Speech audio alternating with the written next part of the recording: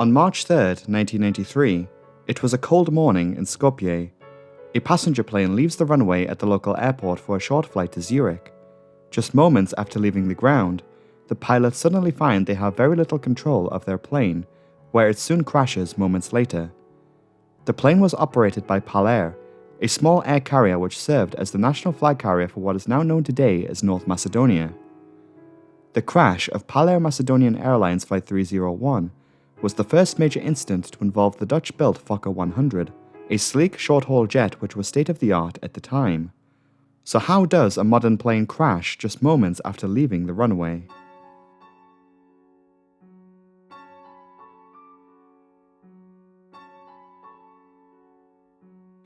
A Palair Fokker 100 landed in Skopje, North Macedonia at around 9:40 am. The aircraft had just arrived from Frankfurt, Germany. The plane was to head back out again later that morning, this time to Zurich as Flight 301.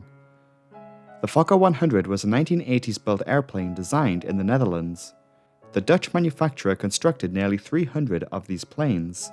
Interestingly, these days the Fokker 100 is found most in abundance in Australia, on the other side of the world. But in the 90s, the plane along with the shorter Fokker 70 were very common in Europe. This particular Fokker 100, despite flying in southeastern Europe, was still registered in the Netherlands as Papa Hotel Kilo X-Ray Lima. It was owned by a Dutch aircraft leasing company called Aircraft Financing and Trading, or AFT. They had leased the plane to Palair Macedonian Airlines, an airline which had only been operating for around 2 years by the time of the Flight 301 accident. The early 1990s were a very turbulent time for this part of Europe. What we call North Macedonia today was once part of Yugoslavia, a nation which eventually collapsed.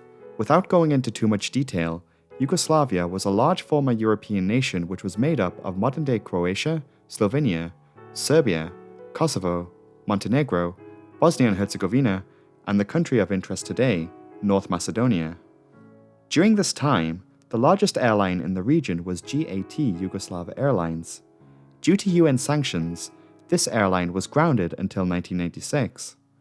Following the political disintegration of this part of Europe as new countries were formed, these new nations saw it was necessary to form new airlines to reflect their national identity.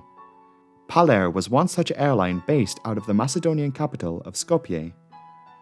Much like many other European airlines of the time, they got their start operating Soviet Tupolev and Antonov planes. Outside of this, there is not a whole lot more known about the airline other than that they acquired Dutch Fokker 28s and Fokker 100s and operated charter services on top of their scheduled flights. When the accident plane arrived in Skopje that morning, there were 2 noted technical problems, one being in relation to the plane's ground proximity warning system, and the other a computer fault in relation to the plane's flaps.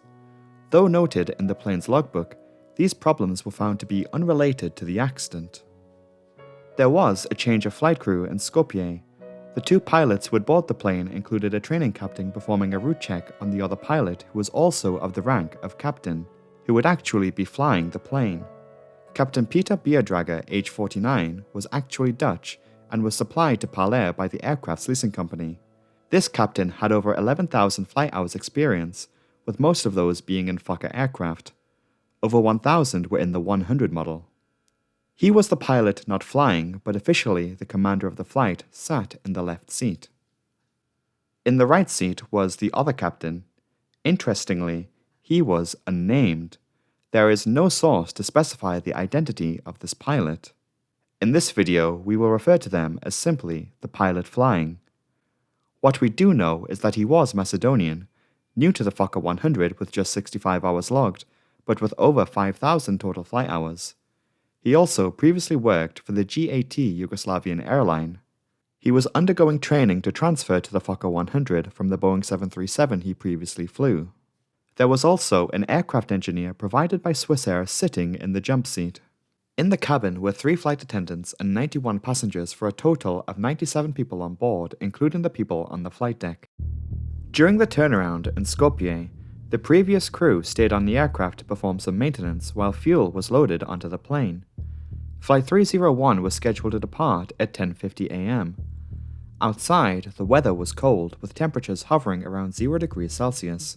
There was also light snowfall, so a dispatch officer had went outside and examined the plane's exterior. They apparently felt by hand to see if the wing's leading edge was contaminated with ice.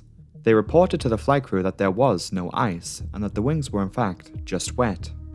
3 ground crew members, along with the Swissair engineer flying out of Skopje on Flight 301, performed another walk-around of the plane prior to departure.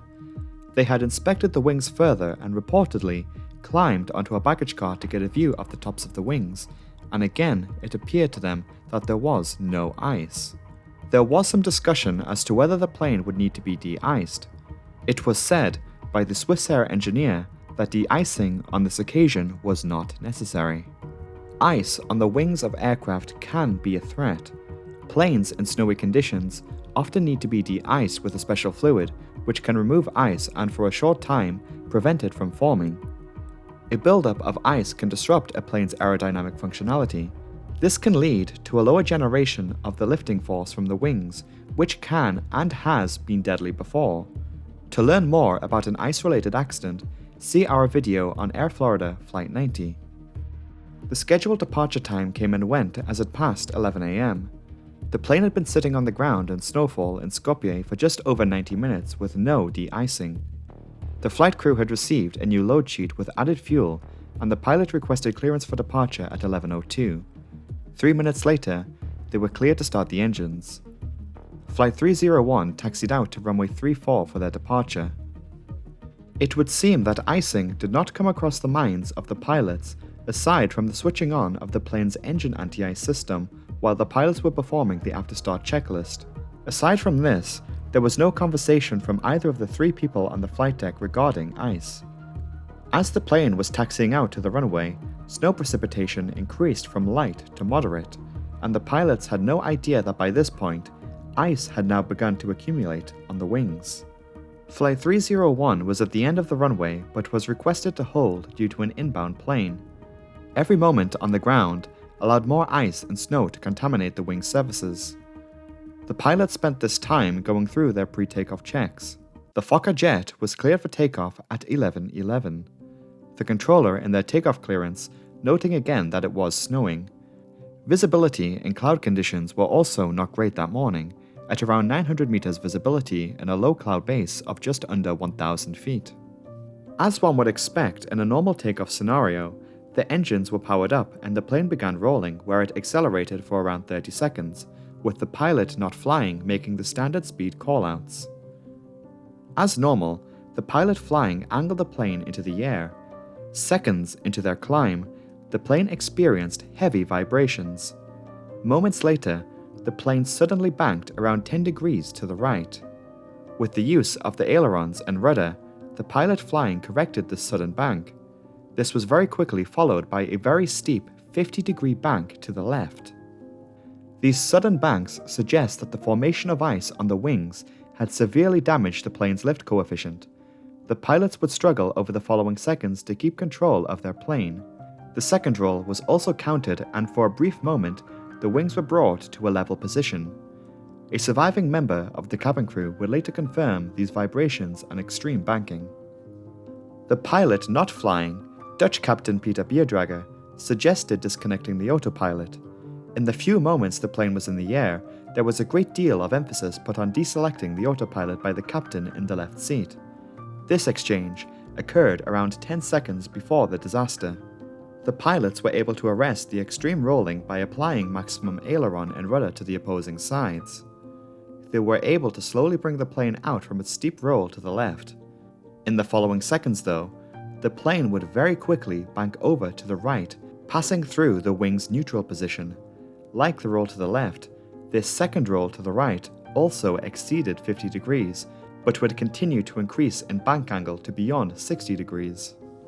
Sensing that the pilots were struggling to control their plane, the engineer in the jump seat suggests raising the nose, and so in the final seconds before the crash, the pitch trim wheel was spun to a position of 5.2 degrees nose up. In the extreme bank, the stall warning sounded for a brief time, suggesting that airspeed was now dangerously low before ceasing. The pilots increased the plane's angle of attack to try and gain altitude. The stall warning sounded for a second time. This time, the plane drops. A sink rate of over 2,000 feet per minute was recorded on the flight data recorder. Also recorded were large variations in engine parameters. The Fokker 100 rolled until it was at around a 90-degree angle. The right wingtip struck the ground first before the rest of the plane crashed into the ground. It exploded almost immediately as it cartwheeled on the ground, breaking into multiple sections. The crash and resulting fire killed 83 people, including all but one crew member and 13 passengers. 4 passengers, who initially survived the crash, later died in hospital. Investigators determined that evaporating cooling effects resulted in an air temperature cooler than the 0 degrees that were noted in meteorological observations. In the accident report, it is mentioned that at 10 degrees of angle of attack, the plane's lift was severely impaired.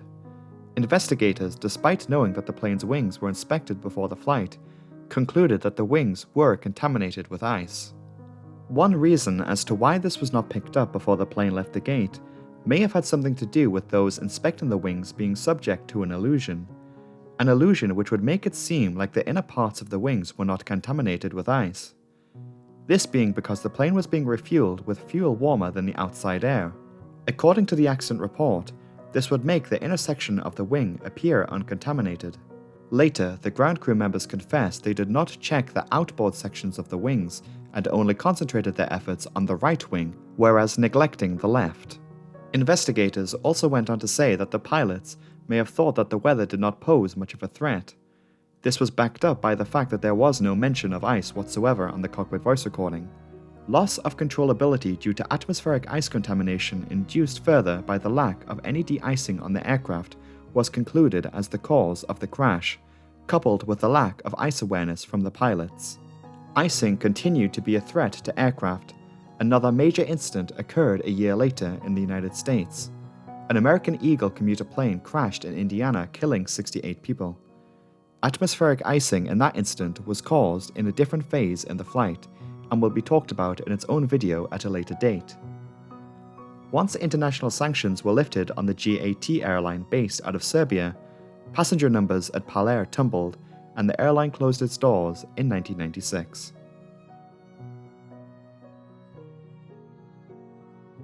Hello everyone, I hope you are doing well wherever you are in the world. If you found this video to be interesting, be sure to subscribe as there is always a new video every Saturday. I will keep this outro short and move on to thanking my incredible patrons over on Patreon. If you would like to have your name featured here or read out at the end of the next video, and get early access to all new content 48 hours before it goes out publicly, you can join the Disaster Breakdown Patreon from £3 per month, and the link to that will be in the pinned comment below. A thank you to my £5 tier patrons, Avery Tioda, Erin Wilson, Hunter Heilman, Hector Palmatellas, Joey, Ken Zachman, Kenneth Morins, Christy, Leon St. Jennings, Marie Innes, MG, Mom Left Me at Best Buy, Pac-Man7, Panic Chicken, Pedro Cruz, Really Leary Rarely Larry, Rebecca Rivers, Rez, Rio Wheatley, Saria Melody, Sleepy, and So FP. Thanks to the £10 tier patrons for the generous support, and we do have a couple of new joiners this week. Also to the £10 tier patrons, you do have a couple of extra benefits if you wish to claim them. Be sure to message me on Patreon for more details and we'll try and work something out there. So a big thanks to Aidan Montgomery, Ann Sid, Bard Ghost Isu, Daniel Hendricks, David Dabrowski, Derek Bean, Espelon, Extreme Brooklyn Accent, James Bluke, Karma, Mike Milton, Side Effect, Roger Mayer, Steve Cottrell, and Where Are My Cheetos? And that's it from me this week. I hope you have a great day and a good weekend, and I will see you next time. Goodbye!